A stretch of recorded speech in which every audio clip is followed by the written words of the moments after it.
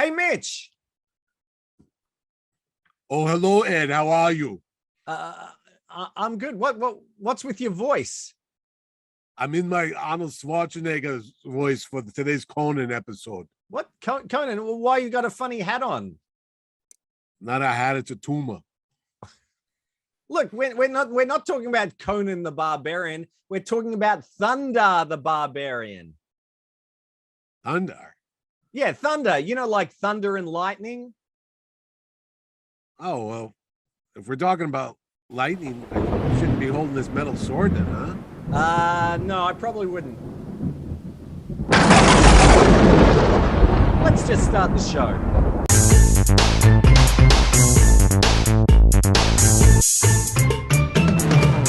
Hi, this is Ed Dollister.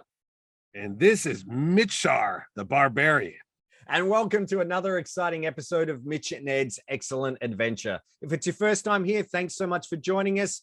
If you are a regular viewer, thanks for coming back. Hope you enjoy the show. But Mitch, before we start our topic for today, what can you do if you want to find out a little bit more about our shows?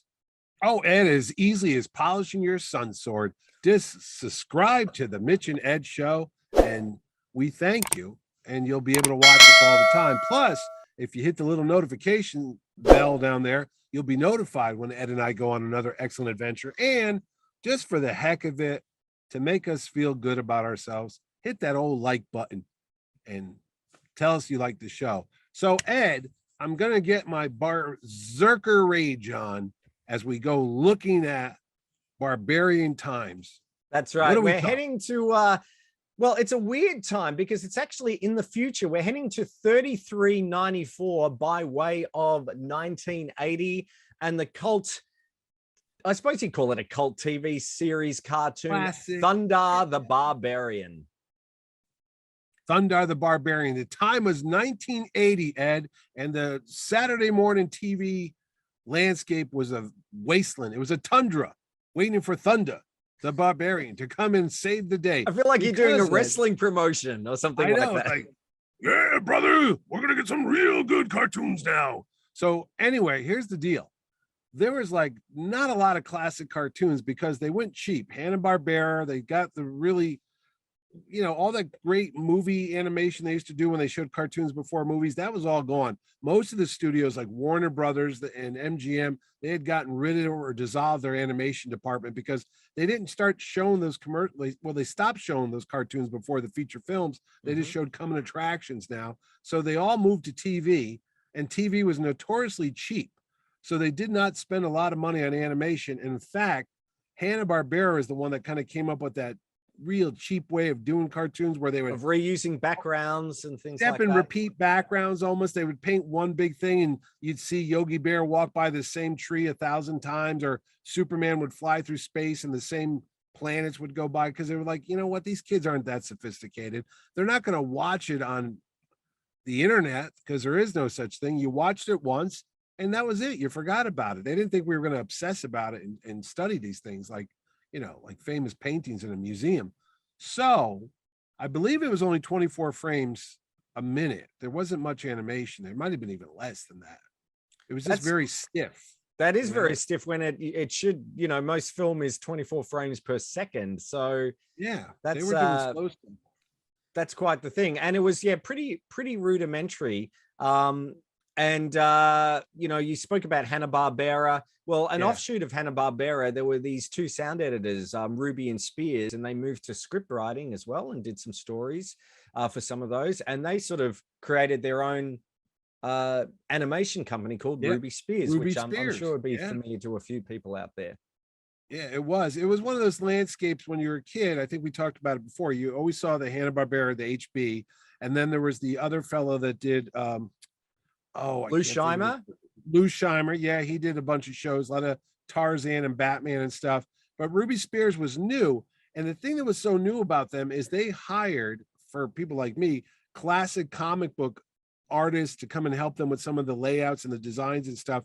And they got this fellow named Alex Toth.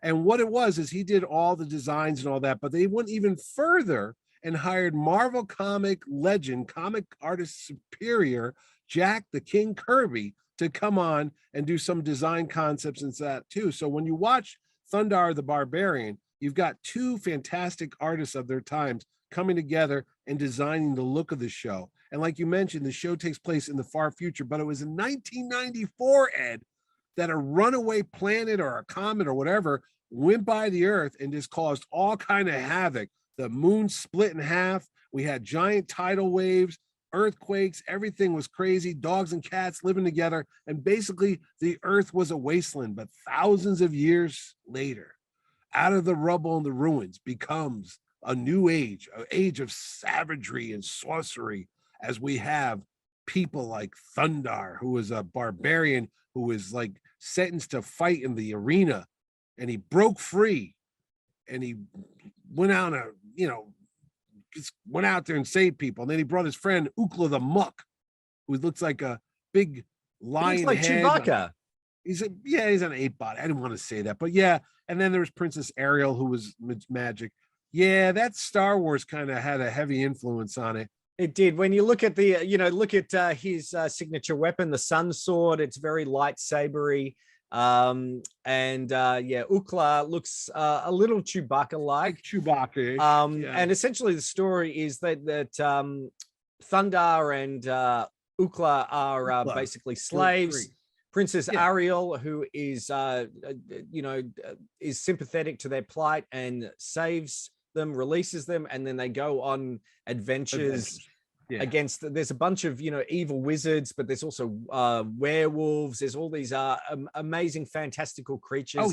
And really, I think what shines is, as you said, the wonderful art style of it. And the other thing is that every episode or other episode, there weren't many episodes, 21 I think, all in 21 all. That's it. But you often see, like the Statue of Liberty, in decay, or you see maybe the Golden Gate Bridge, or famous places, famous in the U.S. United landmarks. States. Yeah, they were in New York. They were Mount Rushmore was in it, like you mentioned. Statue of Liberty came to life, and they fought it. Thundarr and Ukla and Ariel had to fight a reanimated Statue of Liberty. We forgot to mention a Jack Kirby-esque bad guy called Gemini. He was a two-headed bad guy, and his head would swim around. He looks a lot like Darkseid. He does. The DC Comics big baddie there that also was created by Jack Kirby, but he had a look to him as well, and he had beams that shot out of his eye just like Darkseid did. But you know what's so cool about it? It was only 21 episodes, but it lasted a year and a half or so, a season and a half. But they were very, very original and creative because they were backed by a lot of great writers. Steve Gerber, who you might know from Howard the Duck fame over at Marvel Comics, he was one of the people that was on board the show. A guy named Marty Pasco, who I've had here at Terrificon, he was a writer on a lot of shows, like even like Chairs and stuff, but he was also a Superman comics writer. He was on the show, but they also had the guys that worked on Johnny Quest was on there. And there was another epic cartoon show. I think was it the Flash Gordon show, but they had a pool of very talented, original, imaginative type of comic book people. And they put that show together. And like you said, it was a little bit Conan the Barbarian. It was a lot of Star Wars. I mean, you had the sun sword. You had Ariel using magic, kind of like the Force and stuff. Ukla was talking and barks and grunts like Chewbacca. So, yeah, I mean, I could see the influence of it. And you got to remember, we're talking 1980. The Empire Strikes Back had just come out in May. But when they do animated cartoons, they make them a year or so ahead of time because it takes a while. So I'm going to say that they saw Star Wars and they said, hey, let's do something. And then Conan the Barbarian was already around the comics. And it was kind of a mishmash of a bunch of things. There was a little Flash Gordon as well, because the Flash Gordon movie was coming out in 1980. And that was another revival type of thing.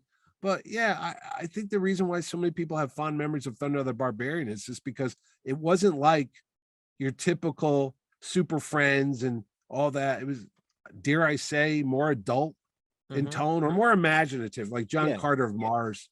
That again, those I remember the bad guy with all the eyes all over him. And they were just like creatures that you didn't really see as a kid on TV, but you probably did see in the pages of some of those classic comic books.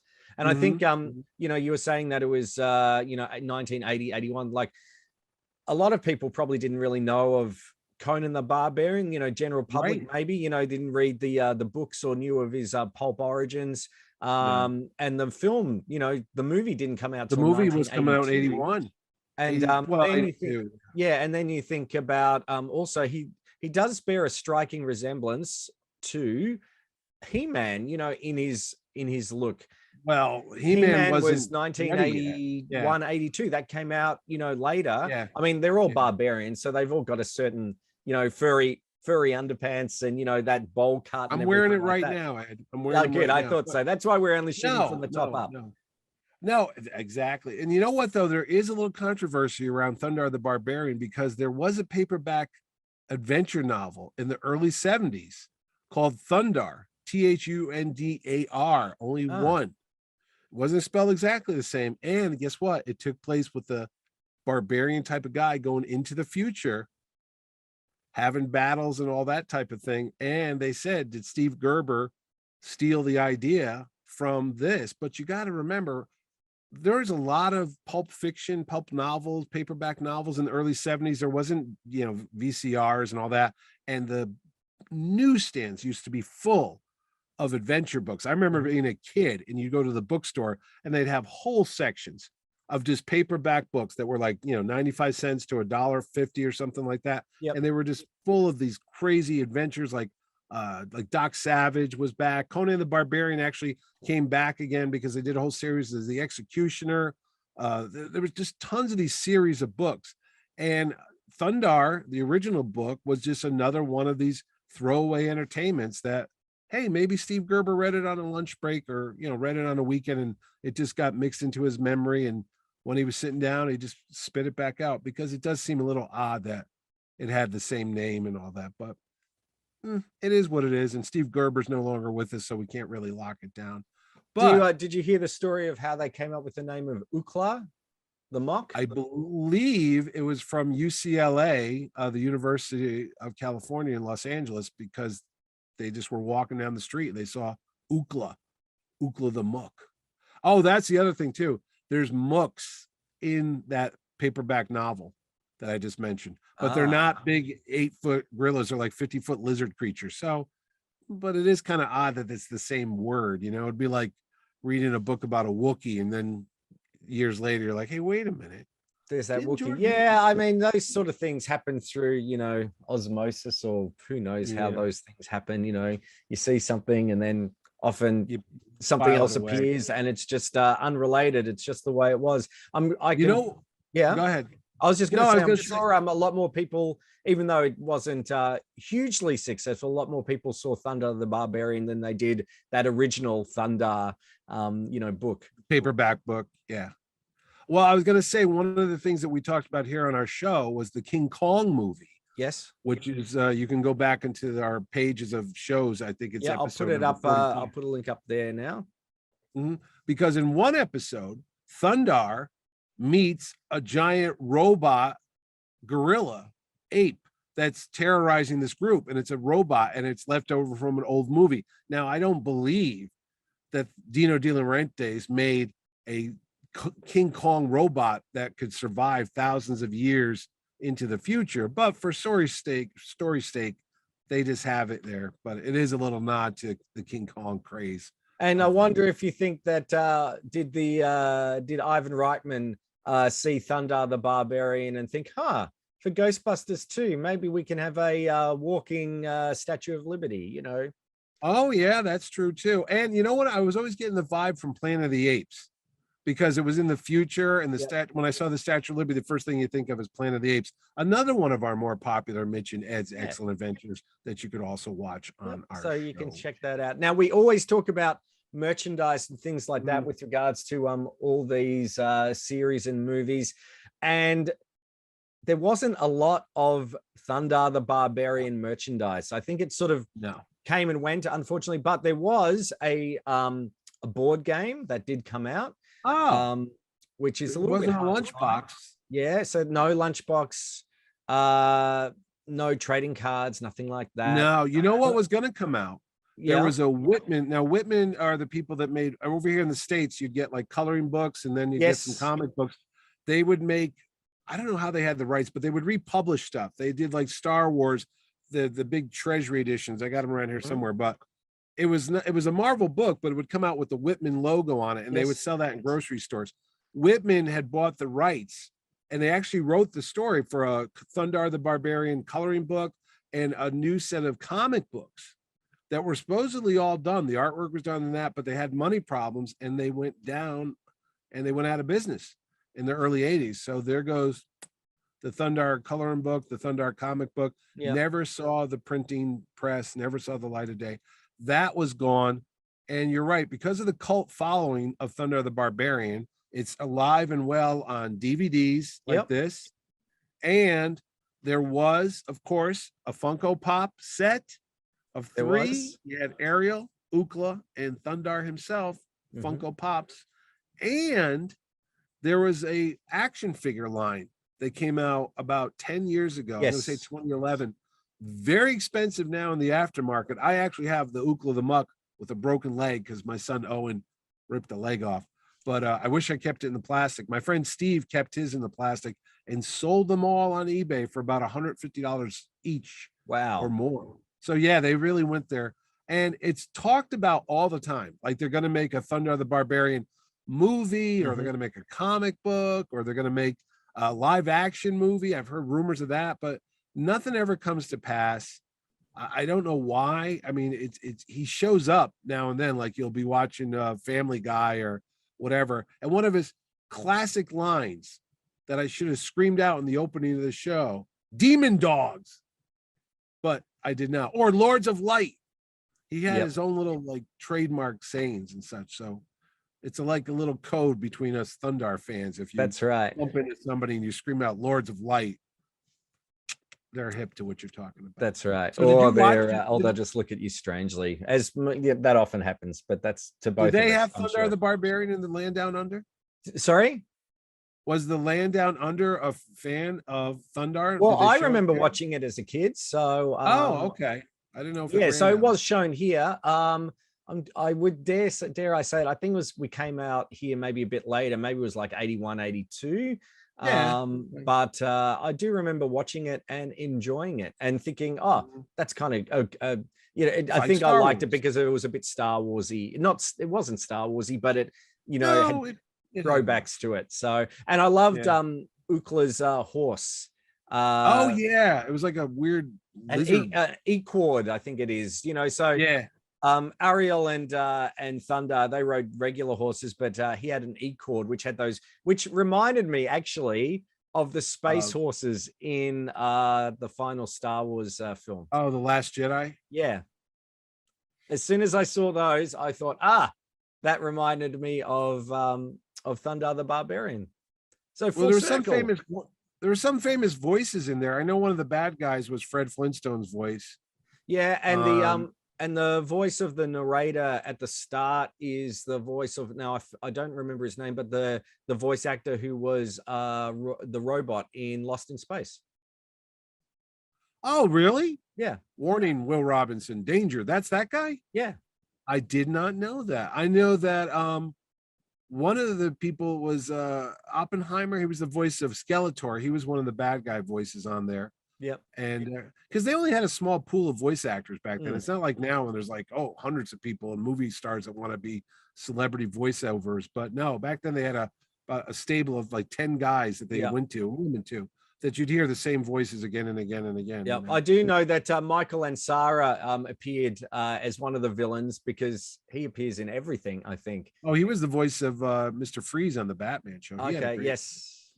And appeared in, you know, Buck Rogers, many things. Oh, Buck Rogers, I Dream of Jeannie, Star Trek. Yes. Yeah, Deep Space Nine. He was on a lot of stuff. He was. But no, it's a great show. It's a fun show. Like I said, you can buy the DVD on Amazon and watch it. 21 episodes. It's not going to kill you to watch the whole series, and it's very creative, and it's not your normal run-of-the-mill 80s cartoon. And like you said, it laid the groundwork for He-Man and all the other stuff that would come after it. So absolutely. And you know, you might have you might find a special place in your heart for this if you haven't heard of it before. So go out and find it. And you know what you can do? You might find a special place in your heart for some other, sort of obscure movies or TV shows by looking at some of our other shows that we have covered. And how could you do that, Mitch? Oh, Ed, it's simple. Just go to our channel and you'll see over 60 something episodes of Mitch and Ed's Excellent Adventure. And we talk about everything. So, don't be a big ookla. By the way, ookla also could have came from Kukla Frana Ali, which was a show here about puppets in the 70s. I don't know. I always heard the UCLA thing, so I'm going with that one. But I have heard his name came from we can neither confirm nor deny that, but I've heard that too. And he's not talking. No. Ookla, not talking. You know what this show reminds me of? I think we talked about it once before. The Hanna-Barbera. Yeah, I was going to say the Hanna-Barbera Power Hour. Yes. Which was like, there was the Herculoids, but there was another guy. Wasn't Captain Caveman, but Thundarr. There was another superhero guy with a club that shot out a ray that it flew around. It wasn't the Herculoids. The Herculoids were like Thundarr, but there was another superhero caveman type of guy. If it was like Space Ghost. Okay, like well, if we can figure it out before this goes live, I'll put it in right now. Otherwise, or if somebody's smart in those comments that they are, please, they can write it on the bottom there, because I know there was another show about a superhero caveman, and not Captain Caveman. Yep, not Captain Caveman. And certainly, if you do have any suggestions for topics that we should look at, or something you disagree with, that's absolutely fine. We're not experts. I forgot to mention. Yes, I forgot to mention, Mr. I Love Laverne and Shirley. You know why Thundarr the Barbarian was canceled? Because Laverne and Shirley went into the army and they needed a cartoon series. And they needed to get people, and they cleared the decks, and they wiped out Thundarr, and they brought in Laverne and Shirley, go to the army. Now, I don't even remember that show. No one remembers that cartoon. I don't think I ever watched one episode. I remember it. Was you watched it? Well, it didn't run very long at all. I was going to say, why? Because I liked that and the Happy Days gang. Happy Days show. Yeah, the Happy Days gang. Maybe we sort of talked about that in our Happy Days episode. I think we touched on it at any rate. So no, but what was Laverne and Shirley go to the army? What was it?